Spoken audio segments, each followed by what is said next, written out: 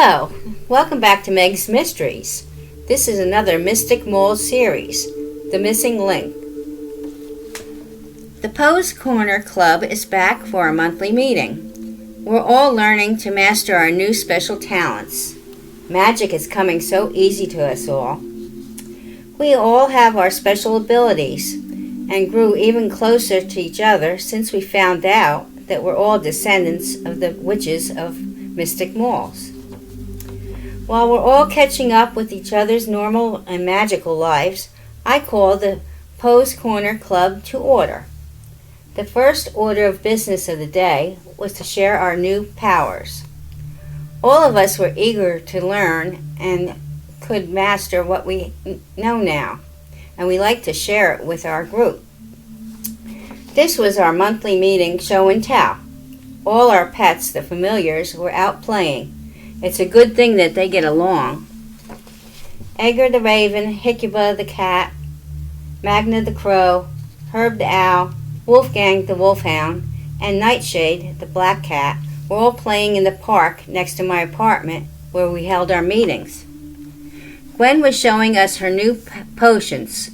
Melanie was getting ready to show us her new spells and incantations. That's when we heard a tapping on the window.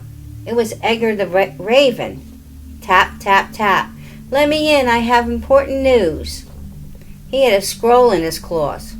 He said, it's from the elders. So we let him in. To the Pose Corner Club. A very important package will be delivered soon. Signed, the elders. That's when the doorbell rang. The same delivery man that brought our special pets to us said, sign here. He looked scared and he left as soon as possible. The boys brought the crate in as the delivery man tore off down the street. Robert said, wonder why the guy's so scared. CJ said, let's find out. Open the crate. It was a large cage covered with a red velvet covering. I pulled it off and Lou said, wow, this is great. It's a lynx. Wonder whose pet she is. The lynx got up. She was beautiful. Her eyes were sapphire blue. Her coat was pure white with black markings. But that's not all. She was huge, and she startled us all. I'm no one's pet, she said in a noble manner. I'm Cassandra, your friend Melanie and Lou's ancestor. I'm an original witch and shapeshifter. There was a letter attached to the cage from the elders. This is Melanie and Lou's great-great-great-aunt on her mother's side. She's an original mystic witch. We don't know her whole story, only the legends about the missing link. She will tell you her whole story herself. She was sent to the unique pet store. The elders knew about the legend, and they were told from her younger sister Sarah. Sarah had went back to Mystic Moles and told the townspeople what had happened to Cassandra, the Indians who helped them. Then she was turned into a shapeshifter, Lynx, to save her soul. An evil warlock put a spell and a curse on her. She's locked into the lynx form, and a hunter captured her and sold her many times over the years.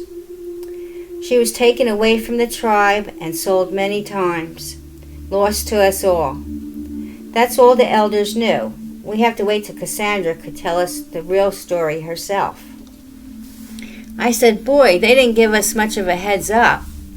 Robert said, what can we do? We don't know anything about shapeshifters, witches. Melanie just looked into Cassandra's eyes and said, we'll help you. It's a pleasure to meet you. You are beautiful. The lynx said, you think I'm beautiful now. Wait till I become human again. Then I will tell you my story. Please get me out of this cage so I can stretch. Melanie didn't even ask. She just opened the cage door. CJ said, be careful. We don't know how she'll react to us. Cassandra, the lynx, just stretched just like a house cat. But she's much bigger. She yawned and purred up to next to Melanie. Hi, sweetie, she purled.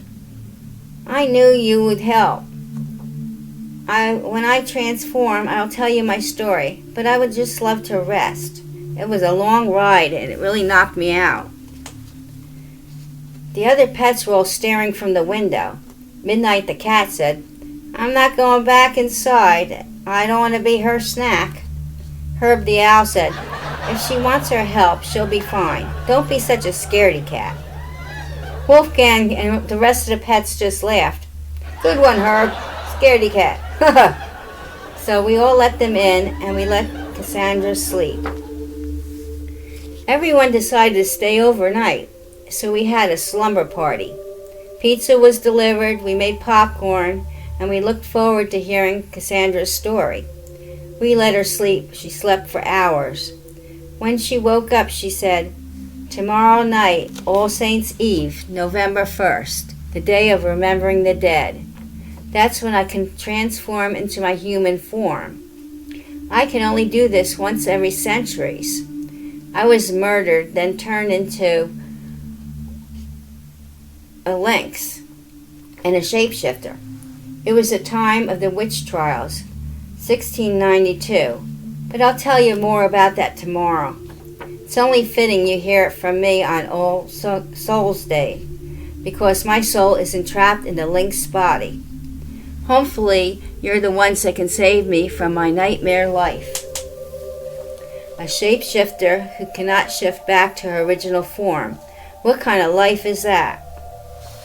We all felt terrible that we were having such a good time together, and now we know how serious her problem is. We all wanted to help her and hear her story. So we went to sleep. I have a 3-bedroom house and I have a pull-out couch. All the animals went to sleep together. Cassandra slept near Melanie. She said she felt safe for the first time in centuries with her family. Lou and Melanie and the pet store owners were relatives. Lou and Melanie are cousins, and she's their great-great-great aunt. The family had heard the legend about the missing lynx, but as the centuries passed and the story was told, they thought it was just a story. But now we know it was true. Until now she was missing. Sold many times, this time to a private zoo. One of our relative witches recognized her. Only a witch could feel that she was a shapeshifter witch, and they bought her and sent her to the unique pet store and to her family. Now she was finally home where we can help break the curse. First we need to hear her story from her. Only she knows the truth. On the stroke of midnight, November 1st, Cassandra transformed from lynx to her human witch form. This took a lot out of her, so we waited patiently by her side to hear the story and the legend, so we could figure out how to break this curse. She said, it was 1692, Salem, Massachusetts. I was a young 17-year-old witch with powers new and passed down from my family. I was a cousin to Madame Elena Whitecroft, Belle's great-great-great-grandmother on my father's side. We're all related. The trials were starting, and many were being imprisoned and tortured to confess to witchcraft. My mother sent me and my younger sister Sarah away before the trouble started. It was so close to home. We were given to a relative family to keep us safe. Other families came with us. We traveled by magic west to the new undiscovered territory. Our little band of witches protected by magic. One of the other families that came with us was Jonathan Blackburn, who thought their powers were much greater and wanted more. They used some dark magic to gain powers and control, but they were scared to be found out, and they left with us from Mystic Walls. That was the town's name, Mystic, Massachusetts then, but now we call it Mystic Walls. Our parents and townspeople didn't know about their dark side until it was too late. Blackburn had an evil warlock son, Magnus. He was just coming into his powers, and he wanted to marry me and get my powers for his family. I didn't like him at all, and I knew his true intentions. I refused his advances and his proposal. As we traveled, we came across a tribe of Native American Indians. At first they were afraid of us. They knew what we were. But the elder shaman knew we were special, and we were sent to them from the Great Spirit Father. They were there to help us. His son, Thundercloud, a young shaman himself, took a liking to me, and I fell for him too. I showed him my powers, and he showed me his tribe's spiritual ways. He was also a shapeshifter. They called them skinwalkers. He could turn into a cougar, and he was from the Long Claw clan. Magnus was furious and knew I was getting attached to Thundercloud. I was falling in love with him. One night, he followed me into the woods while I was gathering herbs for a healing potion. He cloaked himself so I didn't know he was behind me. Then he grabbed me and yelled, "You'll be mine, not that savage beast's wife." I fought as hard as I could to get away from him, but he hit me hard and I fell, hitting my head on a rock. Dazed and bleeding, he thought he killed me, so he just left me there. Thundercloud found me and took me back to the tribe. I was dying, so him and his tribe did a ritual that turned me into the LYNX and a shapeshifter. So I could live on, even though my body was dying, my spirit went into the LYNX body. I was now part of the Long Claw clan, and I could live my life with them. I could be with Thundercloud, transform when I want to, hunt and survive with him and his tribe as a family member. Somehow Magnus found out that I was still alive and now a powerful shapeshifter witch, and I lived with Thundercloud. He used black magic and put a curse on me. I could only transform once every century for 1 week as a human form. The rest of the time I was trapped in the LYNX form. I was to live and not die while I was in the LYNX form. Thundercloud, in his cougar form, was killed by Magnus. The tribe searched for him, but with black magic he kept hidden and got away. We must find his living relatives and make them remove the curse, and I could transform back into human again and live my life as a witch back in Mystic Malls. Melanie was crying, and all us girls had tears in our eyes. The boys were mad and swore to help her. So we pulled all our resources and put our heads together and our powers. Melanie and I made a tracking spell. We had the information of his surviving relatives.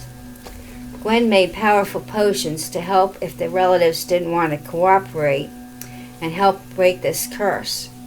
The potion would make them less of a threat.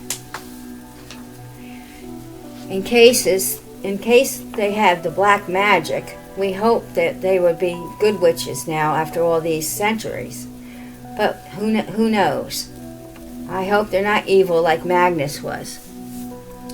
The elders sent us all the records of the Blackbourne family and some of their personal items that they left when they moved out of Mystic. There were some hairs on some of the clothes that they left.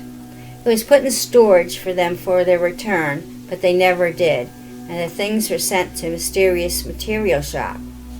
Good thing they never threw anything out there, and no one bought them. The items were still left there. So we had original hairs from one of the Blackbourne's ancestors. We can track them down. Hoping that after all these centuries, they changed and they became good witches. Cassandra could only stay in her human form for 1 week. Then she changes back to the LYNX for another century, hidden away in LYNX form. How cruel Magnus' curse was. But our magic worked. We pulled all our powers together for the tracking spell.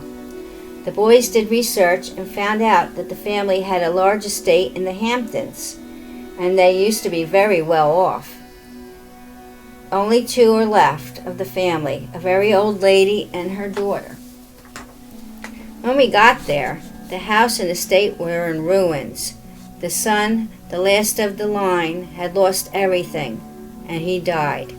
He left his mother and grandmother to live in a broken-down home and estate. It was a mess. We also found out that they were both old witches, and they had no real powers anymore. Cassandra told him her story. The old lady was dying and wanted to make amends for what her ancestor, Magnus, did to her, and all the suffering that was caused through the centuries. She did know the legend of the missing links and Magnus's evil curse. It was passed down to her family as a legend and told as a warning to anyone who wanted to try something against their black magic. She knew how evil her ancestors were, and they hurt many to gain wealth and power. Now look what had happened to her line. It was finished, all dead or dying now. That's karma for you, she said. You get what you give in the end. The daughter performed the lifting spell, using the last bit of power she had to remove the curse, and Cassandra was free. They also became friends, and they all moved to Mystic Malls. All the elders and relatives gladly accepted them all. They helped them move into their ancestral home. We all went back to visit them once they were settled, and good versus evil again, and we won. The missing links was now found and put to right. Cassandra can transform back into a lynx if she wants, but she said, once in a century is good enough for me. I'm just glad to be a witch again and in human form. Melanie stayed and helped her settle in for 2 weeks. They became very close. Also, Lou came out to help. The rest of us and our pets will visit when we can. Maybe when we're all retired, we'll move permanently to Mystic Malls. But for now, New York is our home. We are young and in our prime of our lives, having a great time learning to become good witches and warlocks of Mystic Malls. We will gladly help when we can. Our magic is getting much stronger every day. We are truly the witches of Mystic Malls, the new generation, doing good and loving life. The end for now.